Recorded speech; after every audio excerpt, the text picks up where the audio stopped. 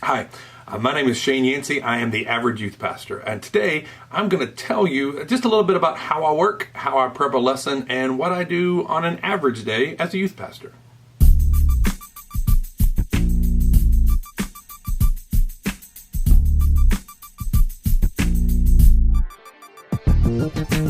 It's a new series that we're going to be doing, just kind of walking through, basically blogging about my life, just doing it on video instead of just doing it on the website.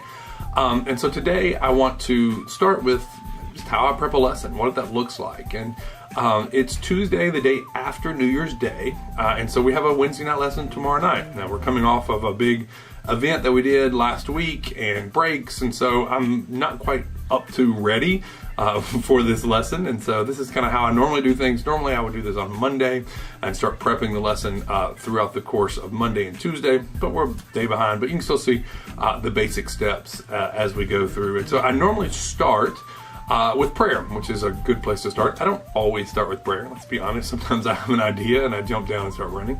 So I normally start with prayer, and so that's where we're going to start this morning, and then we'll kind of go through the rest. All right, so this is, by the way, not my normal office setup. I just got a new computer, and I'm still trying to figure out some USB stuff, USB-C, Thunderbolt stuff, and so just got this set up right here while I figure that out. But I'm almost always doing my prayer time with journaling. I was an English major in college, and so this is my fountain pen. I'm a big fountain pen freak, although I don't buy really expensive ones. This is just a simple little Pilot Metropolitan. And so we'll get started. Spend some prayer time today. I'll see y'all in a minute. Of course, I sat down to pray, and the Pilot Metropolitan is out of ink because why wouldn't it be? And so this is my Lamy Safari. See? Cheap fountain pens. All right, I'm going to pray now. Y'all go away.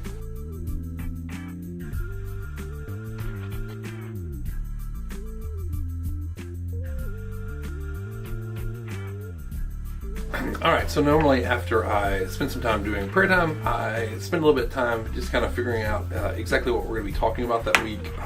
Normally this is kind of where I feel the kids are, just from praying and asking God. And then sometimes if I can't come up with a great idea, I'll just kind of sit down and begin to write and talk about it. This week is pretty much getting ready for the beginning of New Year. So I'm looking at something that's looking at about that idea, about getting started and kind of what that means. We do a lot of New Year stuff in our youth group, not in January, but in the first of the year, or first of the school year. This would be the first of the year. The first of the school year, just because that's a big deal for most students. For most students, the new year is when they're starting in new classes and kind of that kind of stuff. But it's not really that as much of a big deal for them starting this new year. So we don't do a lot, but I figured this week, because it's January and we haven't really kicked something off, that I would talk a little bit about a new beginnings and what it means to become new. And I'm really looking this week at this idea of being, I think I'm going to look at this idea of being a new creature, and kind of as Paul talks about that. And so once I get that kind of idea, I start going to look in the Bible. What I use mostly is the Logos Bible software. I'm not paid by them at all. In fact, I pay them a whole lot of money, but Logos Bible software for me makes a huge difference. If you have Logos, you know that sound, the startup sound. And so I'm going to start kind of researching some stuff, and then I'll come back to you and tell you what I do the next bit.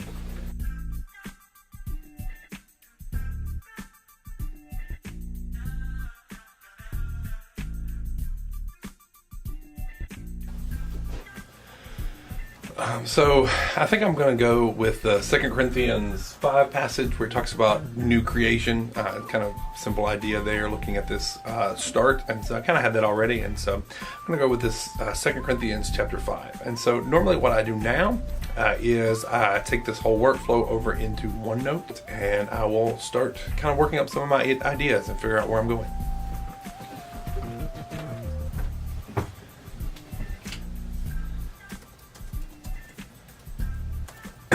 All right, so I've been working on this for a little while. What I think I'm going to go with is 3 basic ideas for this lesson. I like 3 points, of course a lot of people do, but the idea there being is, the 3 ideas there is that when you are a new creation, one thing, you have a new reality. You are not the creation you were before. You have to come to terms with that. You are different. It's a good different. You are loved by God. You are chosen by God. You are picked by God. You are called by God. I guess everybody's loved by God, but the idea that you're a new creation, that you're God's child, and that has different realities to it. That's number one. Number two is that means you have a different way that you're supposed to act, because you have a different reality. You have a different way you're supposed to act. And number three, you have a different mission. And so what I want to do is, I think I'm going to do something that I've done in the past. This idea of, I've used in the past the metaphor of a fish. So imagine a fish suddenly became human, and so a fish grew legs, was on the land immediately, so a fish has to come to terms with those new realities. It's a fish now. It cannot breathe water anymore. That's a new reality. If it wants to go somewhere, it can't shake its bottom fin anymore. It has to use its legs. It has a new reality, and so it also has a new mission. It's different when it's a person. It has a new idea, and so I like that metaphor, and I've just been looking for a different way of sharing that with our students. And so what I think I'm going to do this time is I'm going to give them some paper and ask them to basically come up with their own cartoon that represents this. So draw it's a 3-panel cartoon or 1-panel cartoon of something who has been created to something else, and they're struggling with that. They're trying to figure out, well, how am I supposed to do this now? And this will let that same point be together, the same point, but give them an activity. I have a lot of young students right now. I have a lot of middle schoolers, 6th, 7th graders especially, and they need some activities. They need activities pretty much with every point, or I begin to lose them. Either they start talking or they just check out. I can talk for about 8 minutes before I have to come up with some new thing that they're touching and moving and doing, and so this activity will be great for that. Where I think I'm going to go now is I am going to flesh this out a little bit and look for a game, look for an activity. I will probably do something from Downloadable Youth Ministry. I use them a lot, and so look for maybe an opening activity that will work, to a screen game or something I can do, and then we'll come up and start fleshing out the whole idea, and we'll kind of go from there.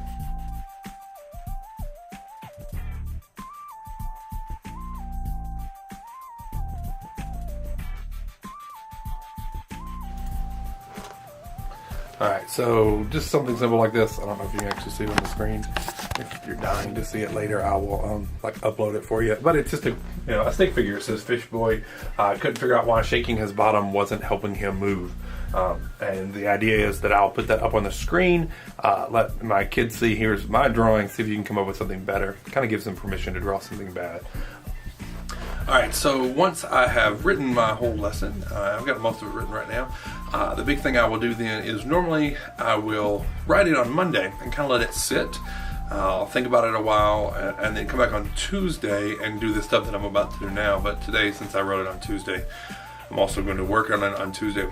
So I take my notes, and the big thing I do is I format them for my tablet so that I can use them for teaching. So I copy them out of OneNote, I put them in InDesign. In InDesign, I have a template set up that kind of lets me format things the way I want. Just different colors for different sections. So I have one color is for questions that I want to ask the students. One color is for illustrations that I want to tell. One color is for main points. Another color is for Bible references. And the idea there being is that I write the whole thing in manuscript form, but I don't really teach by reading through the manuscript. And so different colors just lets me be able to quickly glance and go, okay, here's where I'm going next, and here's what I want to say. And it kind of helps me from having to kind of write, oh, now ask this, or now say this, or now read this Bible text. I can just glance, and because I know the colors so well, I can just kind of do what I need to do. So I format that, get that all ready. It gives me a chance to go between Monday and Tuesday. It means that I can look at it again, make sure everything's still saying what I wanted to say, make sure it's still flowing well. And then I take that and I export it into a PDF. I take that PDF and I download it onto my tablet, and that's where I teach from. I don't print anything out anymore, and so it's just all on my tablet. And then I use PDF Expert, I think is what I use on my tablet, and that lets me edit things if I need to, or write notes if I need to. I don't normally do that, but if I need to kind of cross something out on Wednesday, I can do that as well. And then once I've got the notes done, the big thing to do is the kids' notes, the students' notes. And so I'll go through.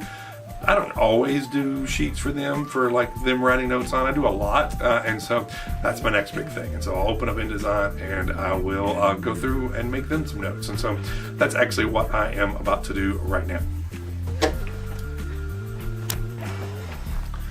So that's kind of pretty much how I put my lessons together. I spend a little time. I still have to go to find me a game. I want an opening game this week just because they're going to be coming back and be a little wound up with school starting, and so I'm going to go, like I said, to Downloadable Youth Ministry and probably find me a game. But other than that, that's kind of basically what I do. I spend some time in prayer, and then I go and look at the Bible and figure out what I'm going to talk about, and then I start to write the lesson, and then I start to put the pieces together. I don't really do this in a very linear fashion. A lot of times I'm jumping back and forth, and when I get an idea of, oh, we need to work on this, I will stop and I will make the element before I kind of write all the message. I don't always do that, but just so I make sure I know that it's going to work, whether or not it's going to actually do what it's supposed to do. And so I'll go do that sometimes and kind of go back and forth. That was my daily routine, or at least my writing a lesson routine. I'm going to come back. My goal is to kind of make several of these, just talk about youth ministry stuff, just talk about what it means to be a youth pastor, especially one who's old like me. I'm not a kid youth pastor, and kind of what the difference is. And so I hope you enjoyed it, and I'll check you out next time.